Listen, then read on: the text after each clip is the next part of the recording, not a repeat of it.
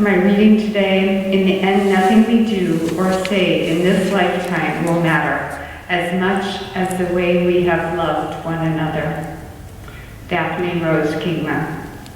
Then John Lennon said, all we need is love. And Gandhi, there is no path to peace. Peace is the path. Live in peace.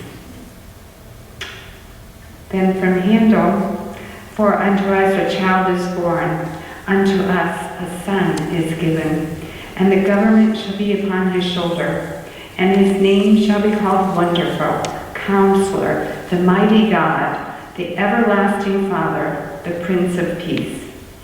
These words are from the Bible in the Old Testament, Isaiah 9, verse 6. Interestingly, this verse was written about 700 years before the birth of Christ, and is said to have been one of the 300 prophecies that predicted his birth. For me, I knew these words in Handel's Messiah, that was written in 1741. I sang in the chorus of the Messiah for the first time when I was 8 years old. The movement for unto us a child is born was my favorite. I was surprised then when I learned shortly afterwards that these words were in the Bible, because with Handel's music, those words were just magical. And that's when I realized, at the ripe old age of 8 years old, there was magic in the Bible, especially in the Christmas story. I still feel that way. There's magic, especially in the Christmas story. The Christmas story is about the birth of a baby.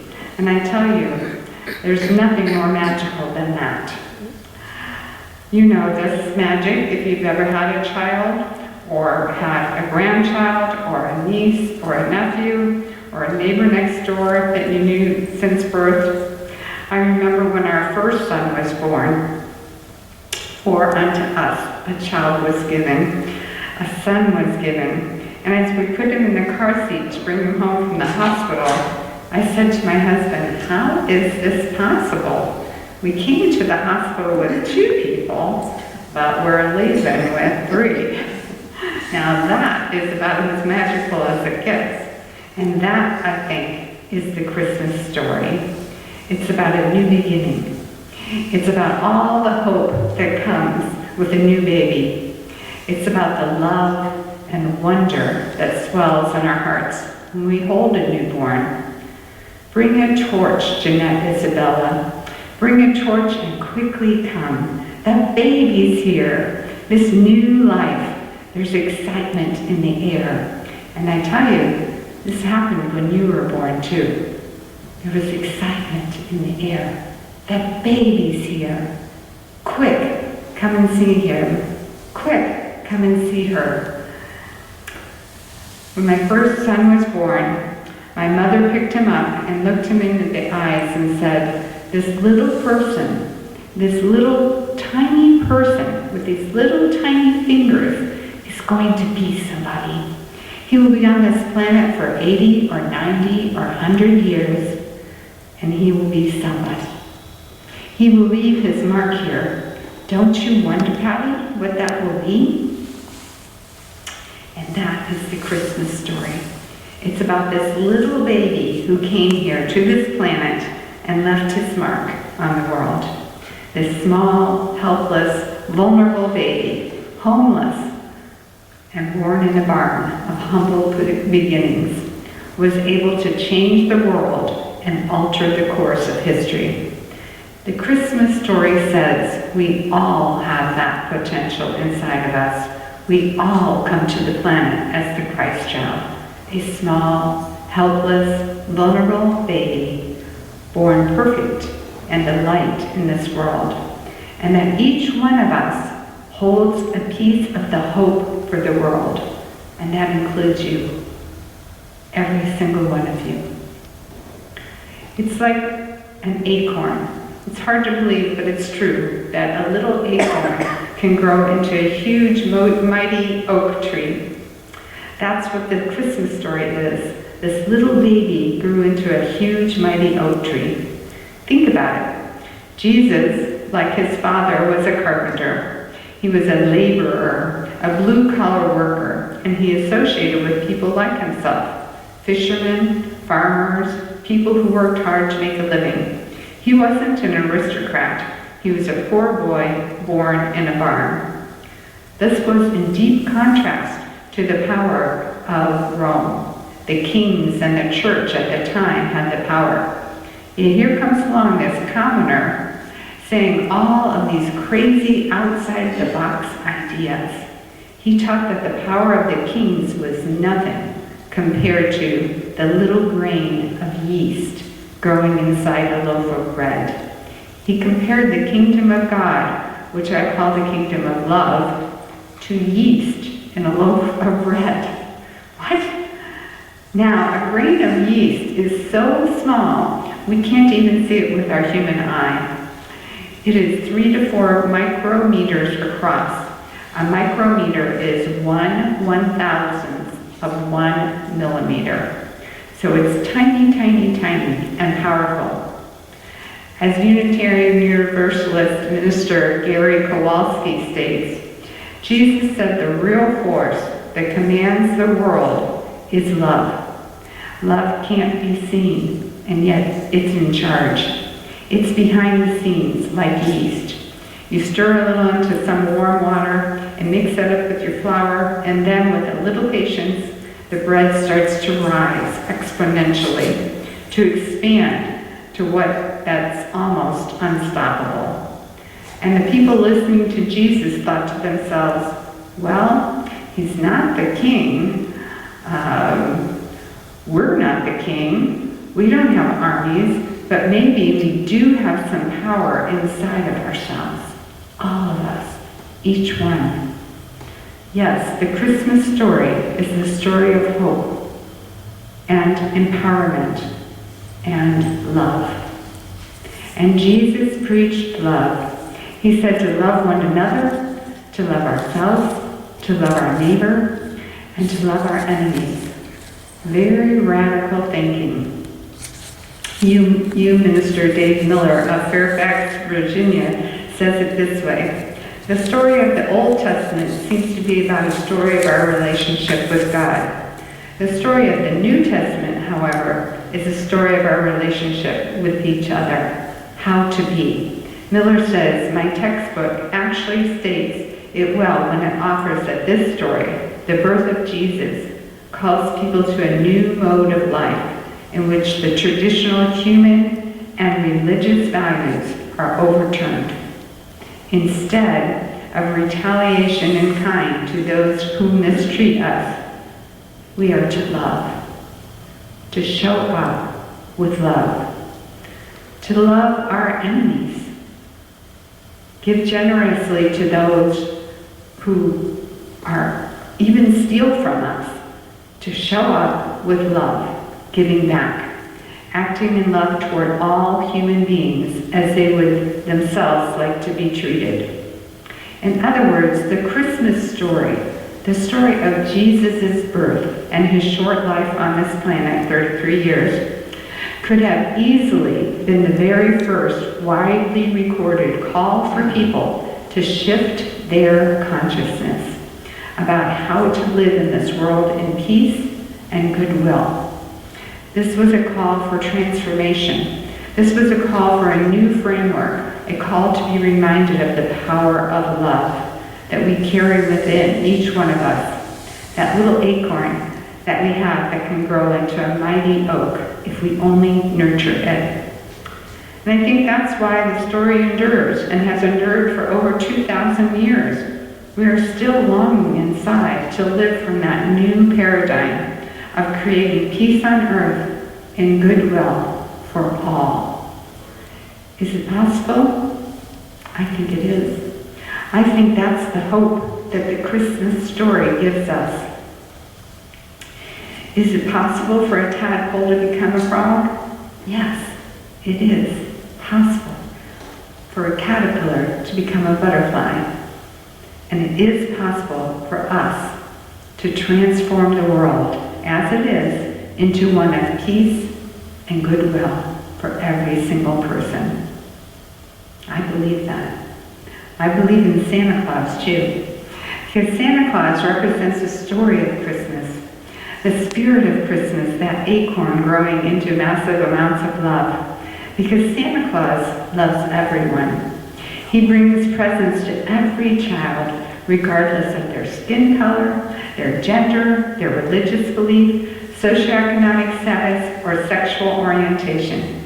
He represents the spirit of Christmas, which is extending love to everyone you come across this holiday season. What if we all did that? Shifted our consciousness about how to live in the world, wrapped ourselves in the spirit of Christmas, and extended our love to everyone here and everyone you meet in your life. Even the people who get under your skin. I tell you what, I have been smitten by this Christmas spirit many a time this season. I've been paying for the people behind me in the drive-thru. I hold doors open for people. I give away kindness is contagious bumper stickers. And I leave anonymously cookies on the neighbors' front porches, ring the doorbell and run away. Just enjoy loving. It's fun. And the more you do it, the more you will want to. Because it not only heals the world, but it heals yourself. The more you can give of your heart, the more you will be healed. As a psychotherapist, I do about 10 extra sessions a week, each week during the holiday season. That's why I am so tired. But there's also a lot of loneliness during this time, a lot of depression this time of year. I often give people the assignment of doing 10 good deeds for someone else by the time they come back to see me the next week. I tell them to write them down after they do them and report back. It's amazing how often this heals the holiday blues. So if you're feeling those blues, I want to encourage you to wrap yourself up in the spirit of Christmas, the spirit of love, the spirit of unconditional giving, and give to someone else. I think it will make you feel better. It could just be giving them a smile or a hug or a minute of your time. Or it could be getting creative to do some Christmas surprises.